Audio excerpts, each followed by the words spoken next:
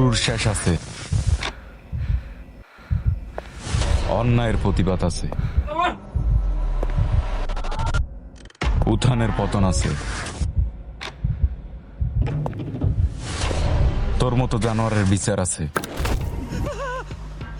সেই বিচার শুধুই মৃত্যু।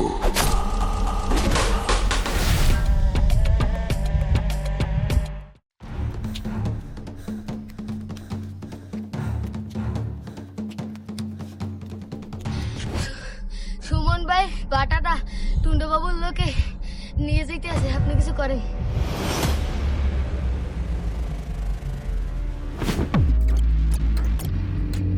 চলছে ঘোড়া, ঠক ঠক ঠক ঠক ঠক ঠক ঠক ঠক ঠক ঠক। সাইন দে। না ভাই, আমার এতটুকুই সম্পত্তি ভাই, আমি যেতে বলছি না, রাস্তায় যা।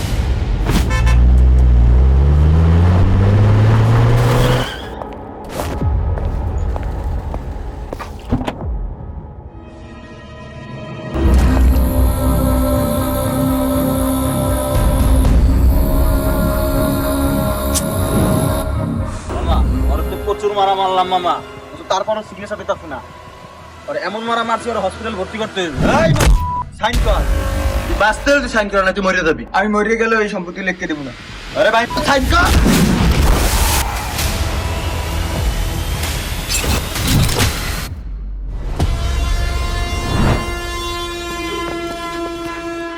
ধীরেন, তোর লাগে আমার কোনো লেনদেন নাই, তুই আমার কাজের ভিতরে বাধা দিস না, তুই জায়গা দিস দা।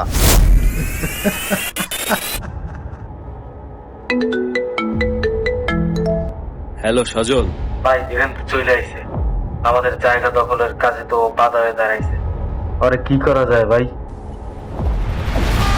আমি তো ফিনিশ করে দিতে বলছি। এই যা।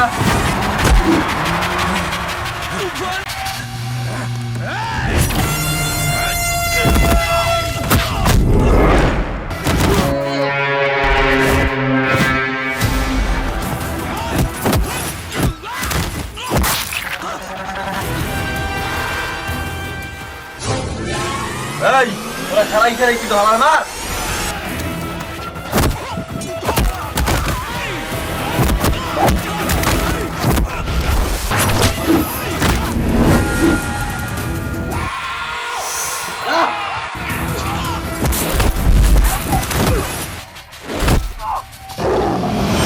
ধীরেন ভাই, ভাই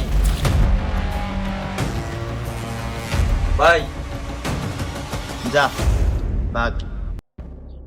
এখন পর্যন্ত আমি গল্পের শুরু শেষটা বুঝলাম না।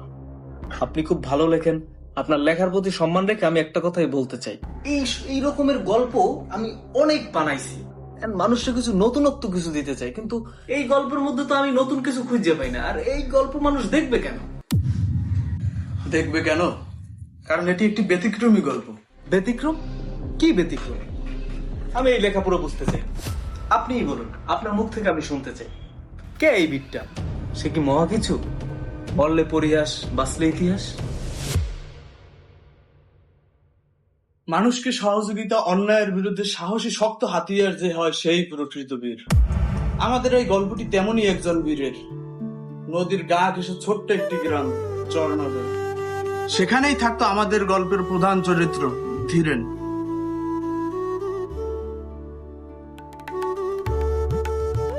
ধীরেন মানুষকে সাহায্য সহযোগিতা করে আনন্দ পেত।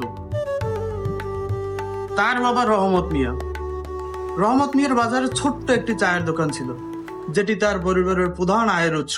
হ্যাঁ ধীরেন, সেটা দিয়ে বাবা। ধীরেন সেখানে তার বাবাকে সাহায্য সহযোগিতা করত। এই লো ভাই।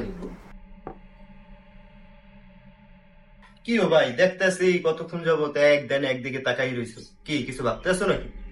আর কইস না ম্যাডাম, আব্বু অসুস্থ, আজকে কিছু জরুরি ওষুধ লাগতো বুঝছো, কিন্তু টাকাটা আমি জোগাইতে পারলাম না। ধীরেন, দোকানটা একটু দেখিস, আমি একটু পাশের দোকানটা চা দিয়ে আসি।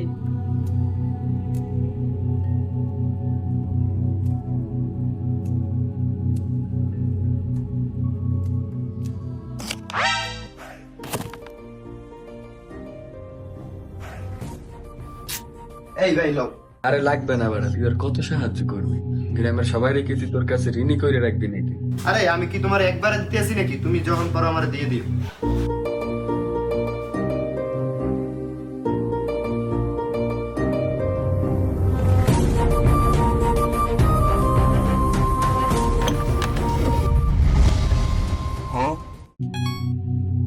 দিলেন 2000 টাকা ছিল, টাকাটা কই? ওই রাতুল ভাই আছে না, রাতুল ভাইয়ের বাপ অসুস্থ, তার প্রয়োজন ছিল, তারে দিছি।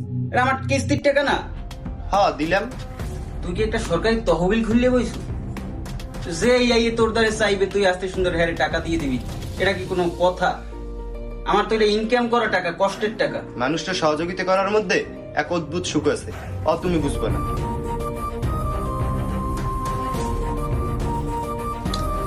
আল্লাহ, কবে যেন এই পোলা আমার দোকানটারে বেচে কিনে মানুষের সহযোগীদের খাতে দিয়ে দেয়।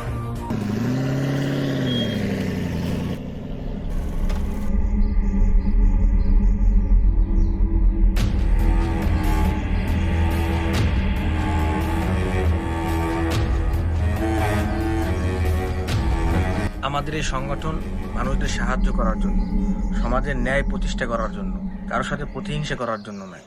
তুমি আমাদের এই সংগঠনের একজন সদস্য। মানুষদের টাকা দিয়ে সাহায্য করো, ভালো কথা, কিন্তু সন্ত্রাসীদের যাতে সন্ত্রাসী, কাটাকাটি, মারামারি, এটা তো ভালো না। কুণ্ডবাবুর লোক ভাটা দখল করতে আসছিল, মোকাবেলা করা অপরাধ নয় নিশ্চয়ই। মারামারির কি দরকার ছিল? কথা বলে সংশোধন করে নিতে পারতা। যদি জানটা নিয়ে নিত তখন কি হতো? সংগঠন প্রতিবাদ করতে পারতো। তুমি একা প্রতিবাদ করতে কেন গেলা? পুলিশ কেস হতে পারতো, বুঝো? মরার পরে প্রতিবাদ করলে জীবন ফিরিয়ে আনা সম্ভব। Listen, be careful. যুদ্ধ বারবার না, একবার করতে হয়। তখন ফোকাস শুধু শত্রুর গর্দানে রাখতে হয়।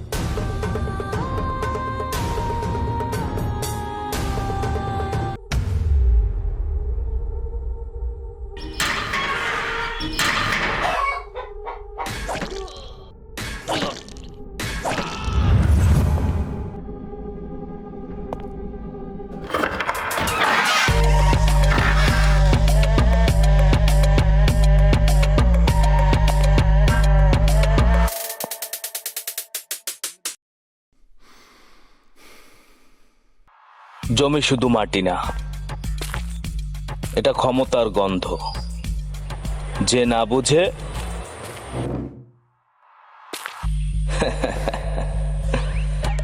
সে মাটির নিচেই থাকে। ভাই, ওই দিন যে আমাকে এলাকায় মার লুকতে দেয় নাই, আলোর সন্ধান হুজুরের রাত আছে। কোন হুজুর? আমাকে ছোট ভাই যে মারিয়ে ফেলাইছে।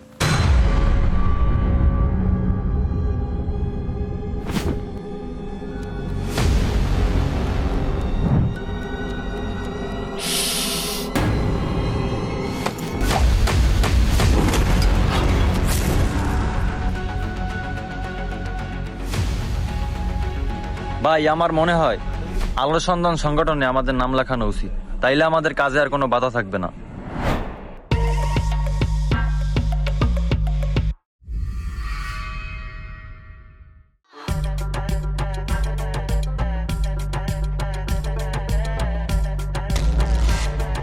তুই জানো আমার টাকা পয়সার প্রতি কোনো লোভ নাই। জীবনে প্রচুর টাকা কামাইছি, খুব খুব। এখন আমার সমাজ সেবা করার ইচ্ছা লাগছে। আমি তোদের সংগঠনে ঢুকতে চাই, আর এই কাজে যদি আমার কেউ বাধা দেয় তার রক্ত দিয়ে আমার নাম লিখবো। তোর মতন খারাপ মানুষ আমার সংগঠনে ঢুকবে না? এটা কখনোই হইতে পারে না। এই মৌলবী, এই আমার বিপরীতে দাঁড়ালে তোর পরিণাম কি হবে তুই জানো? পরিণাম? এর শেষ পরিণাম মৃত্যুই হইতে পারে। কিন্তু তুই এটা ভুলে যাস না টুন্ডা বাবু, তোর ভাইয়ের মতন পরিণতি করতে তোর 2 মিনিটও লাগবো না।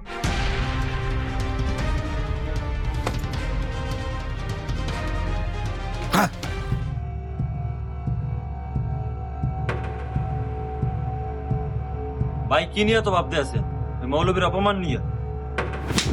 এই তোরে হেন্নে ধীরেন কিল্লিকে মারি হেলায় নাই, মারি হেলাইলে আজ আমার এই মৌলবীর অপমান সহ্য করা লাগতো না। ভাই, মৌলবীরে তাহলে হালাই দি। ও যেই আমার ছোট বাইরে মারছে, ওই হাত আলাদা করে ফেলাবি। আর সাপও জানি মরে, লাঠিও জানি না ভাঙ্গে, আর ওই ধীরন জানি ফাইসে যায়। ভাই, সূর্য ওঠার আগে ওরে হালাই দিব।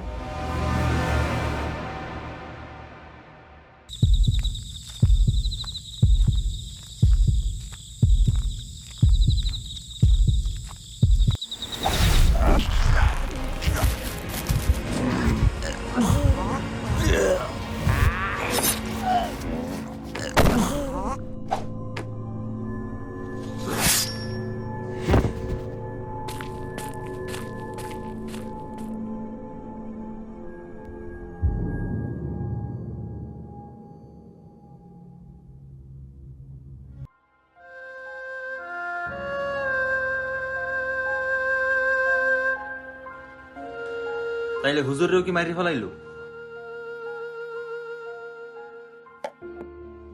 একটি সাহসী কণ্ঠস্বরকে চুপ করে দিল ঘাতকেরা।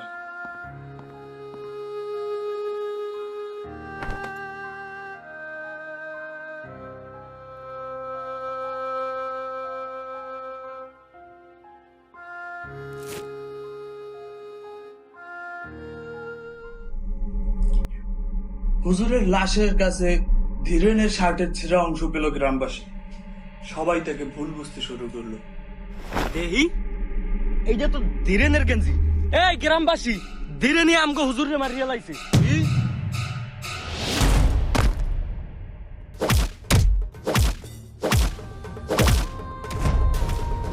ইমাম সাহেবকেও মেরে ফেললো, আর ধীরেনকেও এলাকাবাসীর সামনে খুনি হিসেবে দোষী সাব্যস্ত করা হলো। কিন্তু প্রকৃতি নির্দয় নয়। অপরাধী যত নিখুঁতভাবে অপরাধ করুক না কেন, অপরাধের কোনো না কোনো প্রমাণ থেকেই যায়।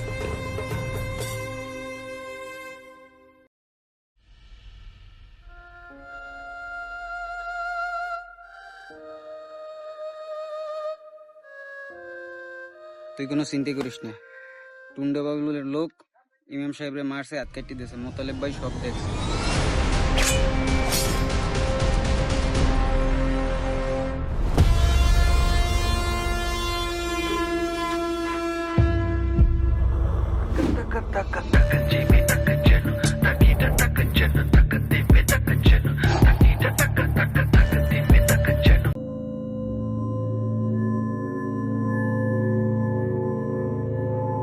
মৌলবি, তুই আমার মনটা জিততে রয়েছ রে। এই মৌলবী যদি এই করারটা দিয়ে আমি 2টা ভাগ করতে পারতাম, তাইলে আমার মনটা শান্তি পাইতো রে।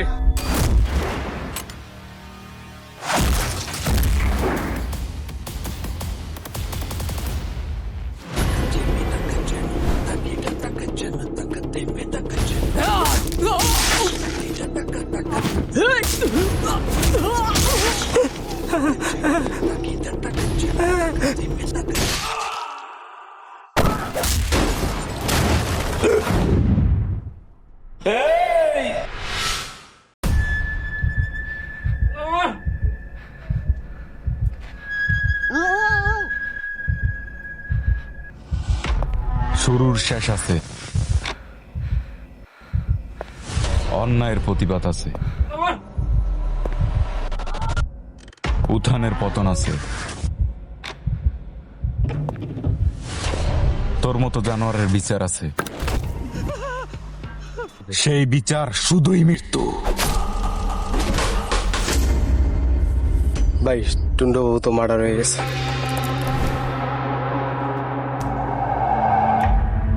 তারপর ওই গ্রাম ও ধীরেনের কি হয়েছে? গ্রামে নতুন করে শান্তি ফিরে এলো, কিন্তু সেই শান্তি বেশি দিন থাকলো না। টুন্ডু বাবুর থেকেও ভয়ঙ্কর রূপে ফিরলো